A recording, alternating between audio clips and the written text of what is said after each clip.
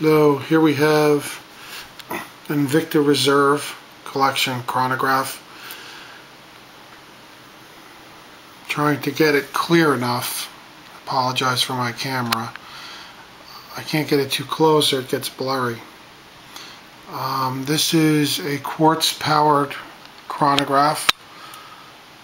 It has a mother of pearl dial. It uses a Ronda Swiss quartz chronograph movement, which has the regular sub-seconds right there on the left. It counts the hours up to 10 hours on the bottom sub-dial, and it has a 30-minute counter on the left sub-dial. And the chronograph seconds hand is the big hand. For those of you who are not familiar with the chronograph wristwatch, not every watch that has sub-dials and buttons is a chronograph. I've seen people make that mistake. A true chronograph watch, it basically just means it's a watch with a stopwatch complication. So this watch has the stopwatch complication. Stopwatch complications come in various configurations. Some only count down 60 seconds, so there's really no other chronograph part of it. Some count up to 30 minutes, so they'll have the seconds hand there and they'll have the 30-minute sub-dial. Others will count hours as well, like this one, which has a 10-hour sub-dial. Other types have up to 12, and I've seen up to 24-hour sub-dials for the chronograph. So this one is the 10-hour. It's a Swiss quartz movement. This one comes with a gunmetal finish. So you can see it's stainless steel. It's got a gunmetal finish. Invicta puts that name on the side of the watch. I'm not a big fan of that, but whatever.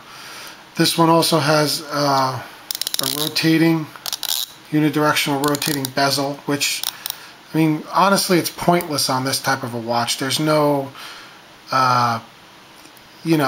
triangle at the 60-second that just has a bunch of loom dots which have no rhyme or reason. Honestly, on this watch, I would prefer if it just had a static bezel that didn't move. But whatever, it is what it is. It's got a screw-down crown. This one is 200 meters claimed water resistance, sapphire crystal. And the way you do the stopwatch is you start it with the top button. So you see, it starts going. That bottom hour sub-dial does, like the 1/100th of a second for the first minute. So you can see it'll do that for the first minute, then it'll stop, and then it just becomes the hour counter.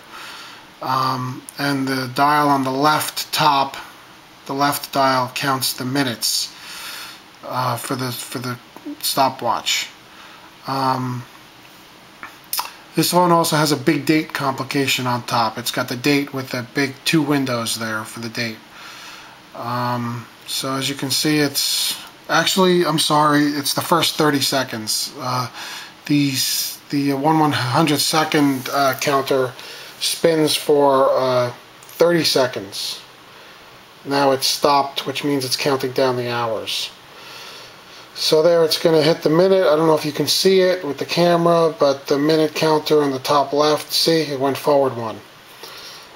So that's basically how a stopwatch works. So the stopwatch, you use the same button that you use to start it. There it goes. I stopped it. And if you want to reset it, you use the bottom button. So you'll see them all reset. See? Reset. So that's how you do it. Start, stop, reset. You don't press the reset while it's running. You start it, you stop it, then you do the reset. This one here has that back with a little artwork on it. It looks like a lizard. This is the Speedway collection. It also has this quick release bracelet. So a little bit of decoration in there. These bracelets are okay, but just a word of warning, this type of bracelet, this is on any watch brand. This is not specific to Invicta. I have a Tissot that does the same thing. Sometimes when you bend your wrist like that, or you're doing something, they'll open, and it's very annoying, but it's not an Invicta problem. I mean, the most they could have done was try to make this a little more stiff, so it doesn't happen. But I've seen it happen on other brands of watches as well. It's just the way the bracelets are designed. This one has the quality control on this particular watch wasn't the greatest as far as the finish was concerned. You can't really tell on this camera, but one side of the bracelet is darker than the other. You can see it in certain lighting.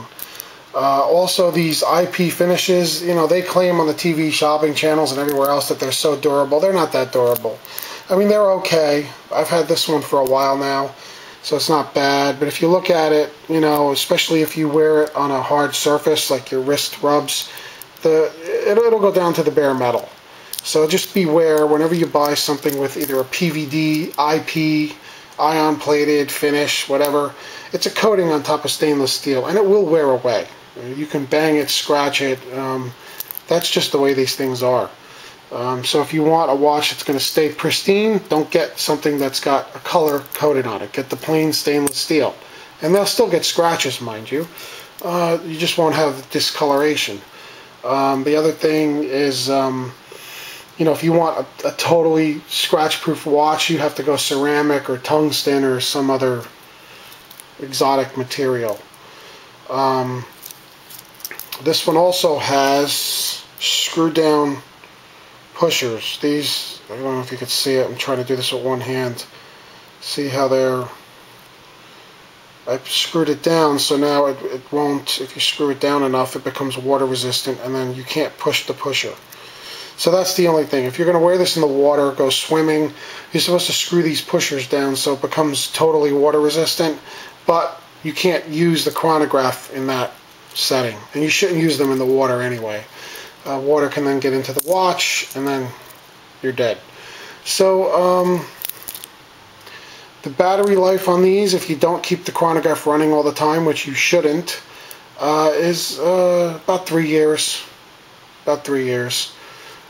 This one hasn't had to have a battery changed yet. This one uses a screw back for the battery. I'm trying to think if there's anything else I missed on it. This is about they tag this as a 47mm watch. I have a large wrist. See, it's a nice size watch even for my wrist. My wrist is bigger than 8 inches around. So it's a hefty watch too. It's very heavy. It's a steel watch. So overall, I have to say I really like this watch. Now I have several. I have some Swiss. This one is Swiss made. I have a Breitling. I have a Doxa. I have 2 Breitlings actually. I have a vintage one, a modern one. I have a Doxa. I have, you know, I've had Omega. So I'm no stranger to decent quality Swiss type European watches. This one, you know, it's got its faults, but overall it's a pretty good watch. It's built solid, and you know, this one having a battery, you just get the battery changed and you'll be fine. If you take these in the water, be careful where you get the battery changed. As with anything, once they open it up, the seals, if they don't seal it properly, you run the risk of water getting in. So be careful where you get the battery changed. A little dig on Invicta, I wouldn't rely on them to change the batteries in their own watches. You don't want to send it back to them. They're not known for the greatest customer service. And I'll have other reviews on other watches that'll explain that. And this isn't meant to trash the company. They are what they are. It's just not where they have their focus. Their focus is not on customer service. But they make some really great looking watches. So if you get a good one, you got to keep her. So anyway, there it is. The Invicta Speedway 2 collection. It's an Invicta Reserve. They claim that the Reserve has so much higher quality than the regular watches. This one, like I said, it's got its faults, but overall it's a keeper. I like it. I'm not going to say how much I paid, but I got it. I got it for a pretty good price. So anyway, this is my first watch review. I'll try to get better as I go along. I don't know if there's anything I missed. So there you have it. And we'll have another review when I feel like doing another watch. Put another watch up here. Enjoy.